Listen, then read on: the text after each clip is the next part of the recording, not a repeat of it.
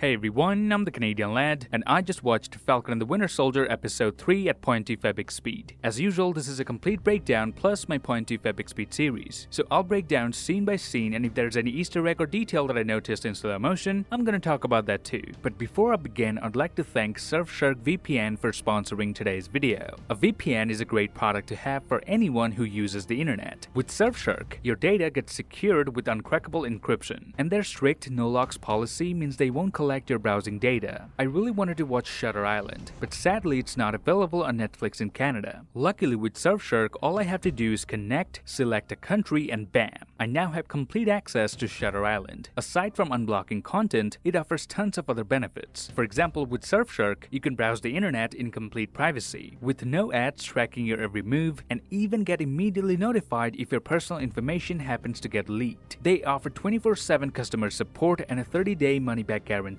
And the best part is, you can use Surfshark VPN on any number of devices at the same time. If you lads click on my link in description and use my code CanadianLad, you'll receive an 83% discount and an extra 3 months of service for free. Today's episode begins with a commercial that introduces us to the GRC, or the Global Repatriation Council. Unlike in WandaVision, where we saw the commercials from Wanda's perspective, but this one was only meant for us, the audience. What GRC does is make sure the people who came back from the blip have a home, job security, and are able to get back to their lives as it were before. Cut to Captain America along with the SWAT team, who have located this man's house, who helped the Flag Smashers in the previous episode. When John Walker asks where are the Flag Smashers, he simply refuses to answer, and then this happens.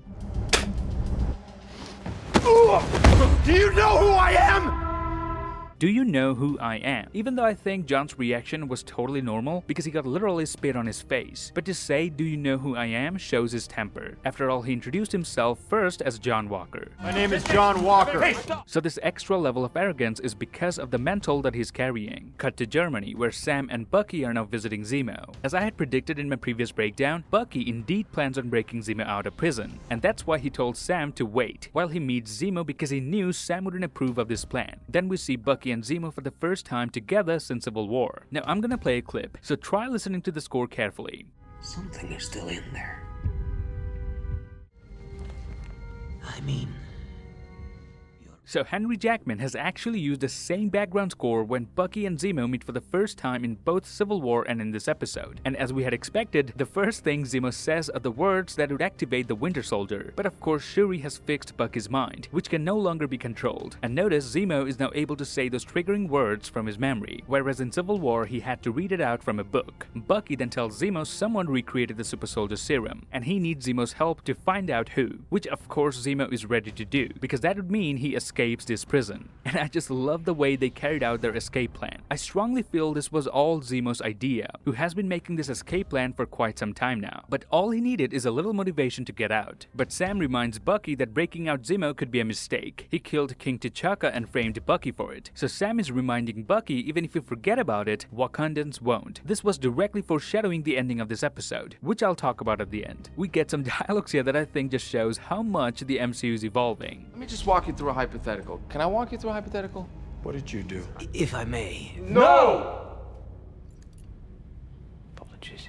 Now notice the book Zemo was reading in his cell. It's a book by Machiavelli. Now Machiavelli believed as a ruler, it was better to be widely feared than to be greatly loved. A loved ruler retains authority by obligation, while a feared leader rules by the fear of punishment. So it makes total sense why someone like Zemo is interested in a book like that. And the fact that Bucky asks Zemo what book he's reading, and inside the book is a key card, indicates that yes, this escape plan could be Zemo's, but Bucky was well in on it too. We then see how Zemo is essentially rich, who has all sorts of vintage cars sitting in his garage. They're basically here to get ammunition. And notice Zemo has a custom-built gun, along with some knives as well. He takes his mask that the comic book fans have long been waiting for. He also has a butler and a private jet. So basically Zemo is evil Batman. He has his own Alfred, a private jet, a vintage collection of expensive cars, and custom-made ammunition. Now inside the plane, Zemo asks Bucky who is Nakajima, but Bucky immediately lunges at him and says if he touches the notebook again, he will kill him. So Zemo again showed his sleight of hand by by stealing it from Bucky's pocket. Now I was wondering, out of all the names in the list, why did Zemo only mention Nakajima? But when I watched it in slow motion, I got the answer. Notice Bucky has actually circled Nakajima's name on the list. No other name has such a circle. So Zemo, who's essentially one of the smartest in the MCU, figured out this name could carry more significance than the others. Now one last detail from this scene, Zemo is wearing purple, which alludes to his comic accurate costume. We then come to know this notebook actually belonged to Steve Rogers. So just like he gave the shield to Sam, he probably gave this notebook to Bucky. They talk about the album Troubled Man by Marvin Gaye, which apparently Bucky doesn't really like that much. This of course is a callback to Captain America the Winter Soldier, where Sam suggested this album to Steve Rogers. Marvin Gaye, 1972 Trouble Man soundtrack. Everything you missed, jammed into one album. I'll put it on the list. Zemo then says they're going to Madripoor, which in the MCU is an island in the Indonesian archipelago. Now in the comics, Madripoor is a haven for criminals. The Principality didn't allow other nations to extradite criminals. It is best known for Wolverine in the comics. This crime island first appeared in New Mutants number 32, and then became the backdrop for pretty much all of Wolverine's solo appearances for the late 80s. So it's amazing to see Madripoor actually existing in the MCU. We're not far away from the X-Men, eh? Cut to GRC camp, where Carly Morgenthau is saying goodbye to this dying woman. This could be her mother, but we come to know this woman's actual identity later on in this episode. Cuts back to Madripoor, which gives all sorts of Night City vibe. Sam is given a fake identity of Conrad Mack, aka the Smiling Tiger, even though he kept complaining about it. If we have to do something about this, I'm the only one who looks like a pimp. Don't be a fucking pimp. Only an American would assume a fashion-forward black man looks like a pimp. I'm telling you lads, Zemo has one of the best one-liners in this episode. Now notice this picture of the real Conrad Mack is actually Anthony Mackie himself. In the comics, Conrad Mack stole the Avengers Quinjet, which he crashed in Madripoor, where he became a major player in the underworld of crime. Now notice inside Madripoor there are a lot of posters and billboards written in Hindi. It's because the main religion in Madripoor is Hinduism in the comics. The trio then enter into the Brass Monkey Saloon, which is heavily transformed from its comic version. But notice, just as they were entering the bar, in the background we can see this graffiti that says Power Broker is watching. And there's another Easter egg for Princess Bar. Wolverine in the comics used to visit here. Back then he still had an eye patch and went by the name Patch. Now inside the bar, Zemo is putting an act that Bucky is still a Winter Soldier and totally in his control. But sadly for Sam, the poor guy had to drink this in order to keep his cover from getting blown. Now notice, not only the bartender was looking at them suspiciously, but this guy in the background was keeping an eye as well. Now Zemo and Bucky put on their show in order to catch Selby's attention. This fight proves just how much Bucky was holding down when he fought the Flag Smashers, because he wanted to comply with rule number 2, which is no one should get hurt. But notice this lady in the bar was recording Bucky. Now this worries me. Might come back to hunt Bucky later. Now if you're wondering who Selby is, let me introduce you to the character. In the comics, Selby is a minor X-Men character. His mutant power was mastery over computer binary code. Basically, he could interact with computer-machine language. Now in the MCU, the character has got a complete transformation. I'm not sure if our character possesses the same power as in the comics, but she seems more like a middleman or an informer. And notice, because her character has massive ties with the X-Men in the comics, so Marvel very cleverly put all those X on her wallpaper. Zemo asks her who is recreating the Super Soldier Serum. So Selby tells them that the Super Soldier Serum is in Madripoor and is being created by Dr. Wilfred Nagel. The Power Broker appointed him to recreate the serum, but Sam receives a phone call from his sister Sarah, which becomes a pivotal moment in this episode. Selby commands Sam to put the call on speaker and realizes he isn't the real Smiling Tiger. She orders her man to shoot all 3 of them, but exactly that moment someone from outside shoots Selby and kills her. The shooter is Sharon Carter, who saved all 3 of their lives. Now notice, as soon as Selby dies, everyone in Madripoor receives a text on their phone with a bounty on the killer. So Marvel wasn't lying when they said the show will have a little bit of John Wick-esque story. And I love this badass Sharon Carter. I also took the wings for your ass so that you could save his ass from his ass.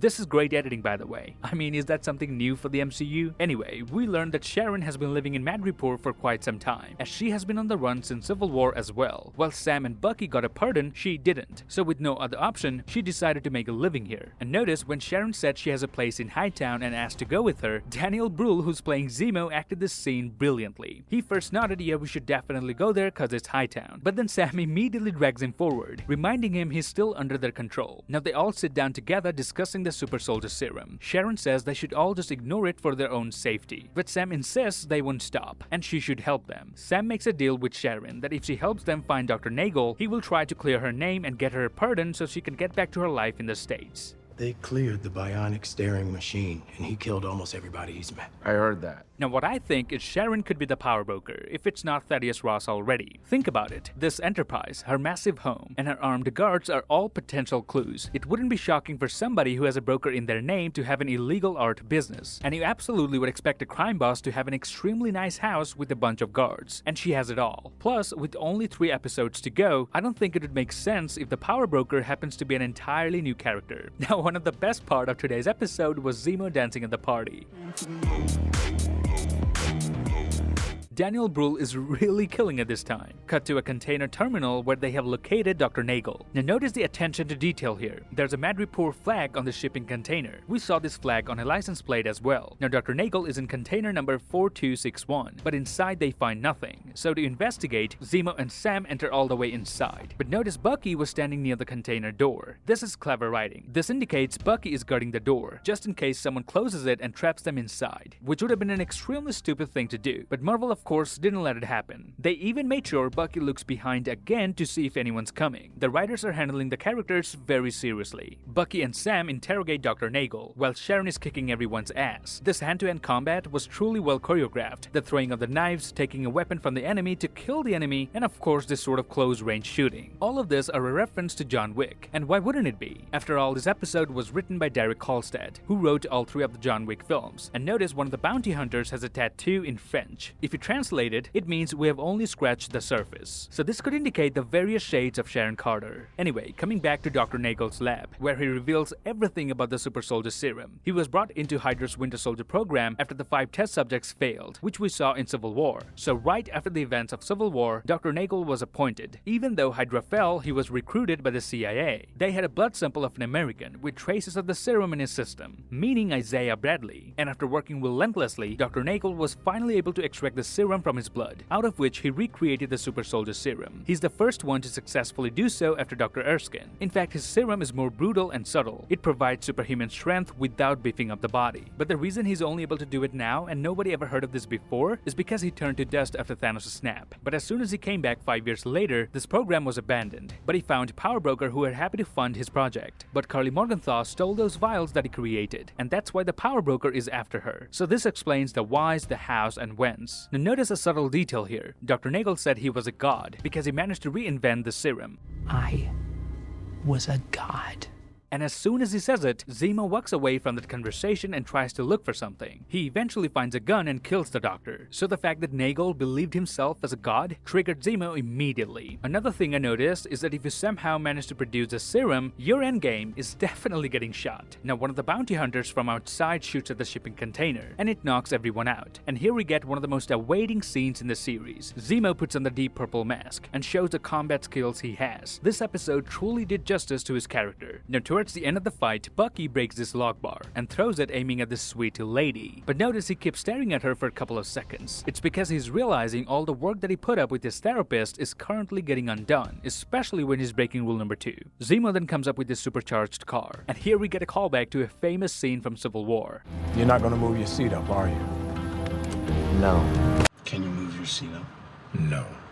Sharon gets into her own car, where she tells one of her team members that they have a big problem. A couple of problems really. Again, giving us clues that Sharon might be playing a bigger role in the series than we think. Cuts back to a GRC supply camp, where Carly Morgenthau is measuring when and how to attack the camp. Here they verbally acknowledge for the first time that they're all super soldiers. Carly says Dr. Nagel was killed in Madripoor, so Power Broker can no longer produce the serum. Whatever Carly has are the last ones, so Power Broker will definitely come begging. Now another good piece of direction here is when Aaron Kellerman, who plays Carly, keeps looking at the wing mirror in the middle of the conversation. Shows how focused she is on the mission even though she's talking to someone else. Over here, John Walker and Lamar are in Berlin, where Sam and Bucky broke out Zemo. Now no matter how much you hate this character, you have to admit he has good deduction skills. Sam and Bucky would have broken a guy like Zemo out of prison. That's exactly what I think they did. They were just as desperate for leads as we were.